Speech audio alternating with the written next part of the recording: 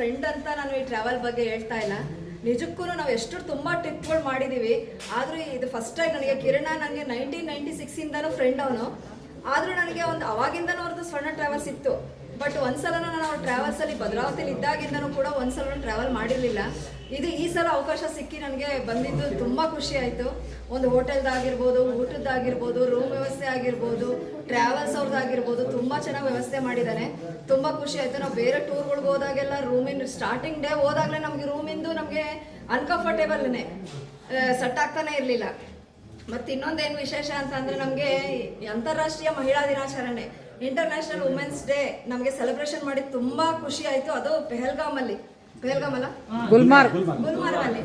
ಗುಲ್ಮಾರ್ಗಲ್ಲಿ ನಮ್ಮ ಭಾರತದ ಮುಕುಟ ಕಾಶ್ಮೀರ ಗುಲ್ಮಾರ್ಗಲ್ಲಿ ನಮಗೆ ಸೆಲೆಬ್ರೇಷನ್ ಮಾಡಿದ್ದು ತುಂಬ ಖುಷಿ ಕೊಟ್ಟಿದೆ. ಮರೆಯಲಾರದಂಥ ದಿನ ಅದು ನಮಗೆ. ಅವ್ರಿಗೂ ಅವ್ರ ಕುಟುಂಬಕ್ಕೂ ಒಳ್ಳೇದಾಗಲಿ, ದೇವರ ಆಶೀರ್ವಾದ ಸದಾ ಇರಲಿ. ಅವ್ರು ಹೀಗೆ ಟೂರ್ಗಳನ್ನ ಮಾಡಿ ನಾವು ಬರೋ ಹಾಗೆ ನಮ್ಗೆ ಅವಕಾಶಗಳು ಸಿಗಲಿ ಅಂತ ಕೇಳ್ಕೊತಾ ಅವ್ರಿಗೆ ಧನ್ಯವಾದಗಳನ್ನ ತಿಳಿಸ್ಕೊಡ್ತೀನಿ.